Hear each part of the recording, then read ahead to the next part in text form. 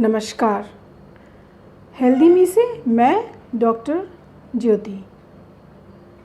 Corona संक्रमण के कारण आजकल फैल रही समस्या ऑक्सीजन की कमी, कैसे स्वस्थ रहेंगे। तो स्वस्थ रहने के लिए ऑक्सीजन का स्तर शरीर में नियंत्रित कर सामान्य रखने के लिए कुछ चीज़ों को ध्यान रखें और स्वस्थ रहें। कोरोना संक्रमण जो कि कम तीव्रता होने पर सावधानी जांच, लग रही वैक्सीन एवं लक्षणों के आधार पर चिकित्सा से अधिकांशतः ठीक हो रहा है, पर मॉडरेट यानी थोड़ा अधिक तीव्रता से जुड़े लक्षणों, जिसमें सांस लेने की दिक्कत, बुखार लगातार ठीक ना होना, गले में दर्द ठीक ना होना, लगातार सूखापन गले में, नाक में, सर दर्द, अन्य समस्याएं, लंग में कई प्रकार से सांस लेने में दिक्कत, तो जो ये लक्षण लोगों को जिसका सामना करना पड़ रहा है, इससे स्वस्थ होने के लिए कुछ बातों को ध्यान रखें और ऑक्सीजन के स्तर को आप मॉडरेट से सीवियर में भी विशेष ध्यान के द्वारा नियंत्रित रख सकते हैं। ऑक्सीजन स्तर जब तक कि क्रिटिकल परिस्थिति, जिसमें कि बाह्य ऑक्सीजन संसाधनों की ज़रूरत इमरजेंसी की तरह पड़ती है, चिकित्सा, सावधानी, जांच, पोषण सभी के साथ साथ। लेकिन मॉडरेट से सीवियर में आप विशेष ध्यान से ऑक्सीजन के स्तर को विशेष ध्यान रखकर ठीक रख सकते हैं, नियंत्रित कर सकते हैं। कोरोना संक्रमण का जो असर है वो बाह्य हवा यानी जो वातावरण की हवा है उसका संपर्क सबसे पहले लंग यानी फेफड़ों में ही पड़ता है, क्योंकि ये सबसे ऐसा अंग है जो कि बाह्य वातावरण से आसानी से जुड़ा है हमारे नाक और मुंह के रास्ते से, जिससे संक्रमण पहुंचकर लंग के एल्वियोलाइज और वहाँ की हेल्दी स्वस्थ सेल्स को, वहाँ के टिश्यूज़ को संक्रमित कर नुकसान पहुंचाता है।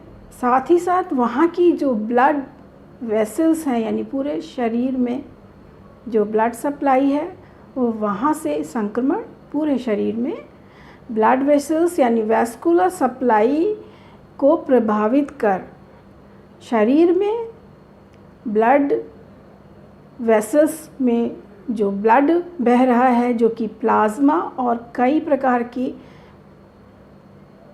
ब्लड सेल्स से बनकर पूरे शरीर में सारे सेल्स, टिश्यूज़ को न्यूट्रिशन यानी पोषण देकर उन्हें सामान्य जैविक क्रिया के लिए तैयार कर स्वस्थ रखता है और हमें संक्रमण से बचाता है। तो किसी भी प्रकार से जब संक्रमण वेसल्स, ब्लड सप्लाई को प्रभावित कर उसमें खराबी लाती है, एल्वियोलाई में खराबी लाती है, कभी कभी बीमारियां जो फेफड़ों से जुड़ी होती हैं उनकी वजह से अन्य बीमारियां भी हो जाती हैं, जैसे उसमें लंग में पानी आ जाना, निमोनिया या और भी लंग से जुड़ी समस्याएं हो सकती हैं संक्रमण के असर से। लेकिन इसमें जो मेन ध्यान रखना है कि संक्रमण की वजह से, जो कोरोना संक्रमण है, इसकी वजह से श्वास यानी लंग के जो एल्वियोलाई हैं उसकी जो वेसल सप्लाई है, जो कि आगे चलकर पूरे बॉडी में ऑक्सीजन को सप्लाई करती है, अगर वो ख़राब है तो, या उसमें खराबी आ रही है, किसी प्रकार की स्क्लेरोसिस आ रही है, स्कारिंग आ रही है, या इन्फ्लेमेशन यानी किसी प्रकार का संक्रमण का असर हो रहा है, तो सप्लाई ऑक्सीजन की पूरे शरीर में बराबर से नहीं जा रही है, अंगों तक नहीं पहुंच रही है, और वो स्वस्थ जैविक क्रियाएं नहीं कर पा रहे हैं, जिससे कि सभी स्वस्थ रह पाएँ। तो इसके लिए ब्लड, जिसमें कि प्लाज्मा जो उसका फ्लूइड पार्ट है, उसमें कई प्रकार से प्रोटीन, एंटीबॉडीज़, हार्मोन्स, विटामिन्स और कई प्रकार की पोषक चीज़ें होती हैं, जो कि ऊतकों, टिश्यूज़ यानी सेल्स को न्यूट्रिशन के लिए ज़रूरी होती है। ऑक्सीजन की सप्लाई भी इसी के द्वारा होती है पूरे शरीर में, जिसमें कि रेड सेल्स यानी लाल रक्त कोशिकाएं होती हैं, जो कि हीमोग्लोबिन जिसमें होता है, और वो ऑक्सीजन को लेकर पूरे शरीर में ले जाता है और सभी अंगों और ऊतकों को ऑक्सीजन की सप्लाई कर सामान्य स्वस्थ जैविक क्रियाओं में मदद करता है। तो किसी भी प्रकार से अगर वेसल सप्लाई में किसी भी प्रकार की खराबी आ रही है, ऑक्सीजन रेड सेल्स के द्वारा हीमोग्लोबिन से जुड़कर जो पूरे शरीर में जा रही है, उसमें अगर किसी भी प्रकार से रुकावट आ रही है तो स्वस्थ रहने में समस्या आ रही है, सांस लेने में दिक्कत हो रही है, ऑक्सीजन पूरे शरीर में सप्लाई के बाद भी नहीं पहुंचती है, तो ध्यान रखना है कि सप्लाई ऑक्सीजन की आपके हो सके। इसके लिए आपका जो वेसल्स की है उसकी हीलिंग, रिपेयर बहुत ज़रूरी है। ली गई ऑक्सीजन और निकाली गई कार्बन डाइऑक्साइड, जो कि रेस्पिरेशन कोशेंट यानी एक तरह का रेशियो है, जो कि सामान्य होना चाहिए, 0.8 इसकी वैल्यू है। इससे अलग होने पर शरीर में कार्बन डाइऑक्साइड बढ़ने लगती है, ऑक्सीजन कम होने लगती है, जिससे सांस की दिक्कत, स्वस्थ रहने की दिक्कत हो जाती है।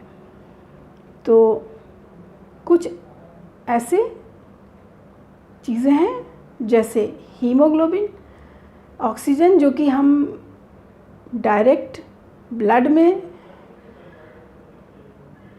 सप्लाई, हमारे जो ब्लड का प्लाज्मा पार्ट है उसमें भी डायरेक्टली डिज़ोल्व होके पूरे शरीर में फ़्लो करती है, लेकिन उसका परसेंटेज बहुत कम होता है, 1.5 के आसपास।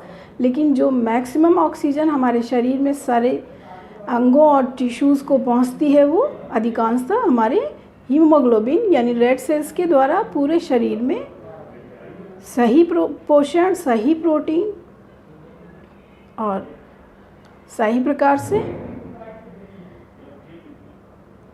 पोषण के साथ साथ रेस्ट, आराम और कई चीज़, जैसे आपका जो ब्लड में कार्बन डाइऑक्साइड लेवल है वो नॉर्मल होना चाहिए, उसका पीएच वैल्यू नॉर्मल होना चाहिए, एसिडिक नहीं होना चाहिए। तो ध्यान रखना है कि हीमोग्लोबिन सामान्य होना चाहिए, पोषण पर बहुत ध्यान दें।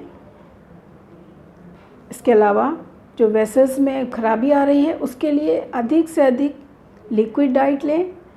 हाइड्रेशन यानी जो भी आपका शरीर है उसमें जो वाटर लेवल है, पानी का अमाउंट है, उसको बनाए रखें।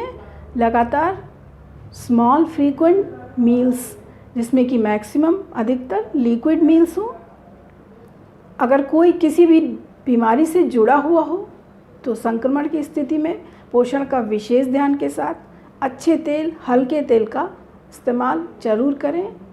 गाढ़े तेल खाने में ना यूज़ करें, जितने भी एडिबल हल्के तेल हैं वो आपके ब्लड में पोषक तत्वों को पूरे शरीर में आसानी से पहुंचाते हैं और अच्छे से रिपेयरिंग और हीलिंग होती है।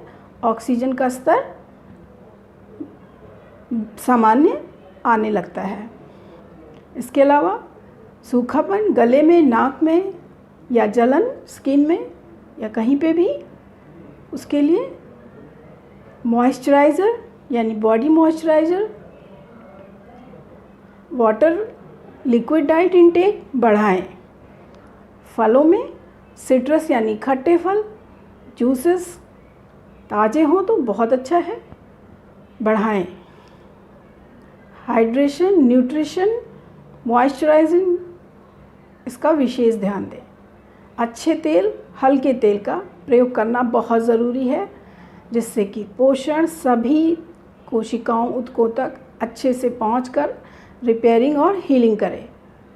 तो विशेष क्रिटिकल स्थिति में केवल बाह्य उपकरणों और इमरजेंसी केयर, यदि अगर आप ओरली यानी खाना नहीं ले पा रहे हैं तो आवश्यकता है, नहीं तो आप विशेष ध्यान कर या अधिक जानकारी के लिए आप हेल्दी मी पर अपना सवाल या आप जुड़कर उससे अपनी समस्याओं को हल कर सकते हैं। व्हाट्सएप पर मैसेज कर आप संपर्क कर संक्रमण होने पर स्वस्थ होने के तरीके जानकर और उससे जुड़कर स्वस्थ रह सकते हैं। कोरोना संक्रमण को दूर भगाएं, स्वस्थ रहें, खुश रहें। कई चीज़ों को विशेष ध्यान दें। तो आपके लिए कुछ चीज़ों को विशेष ध्यान रखना बहुत ज़रूरी है। घबराएं नहीं, परेशान ना हो, पर विशेष ध्यान रखें। धन्यवाद।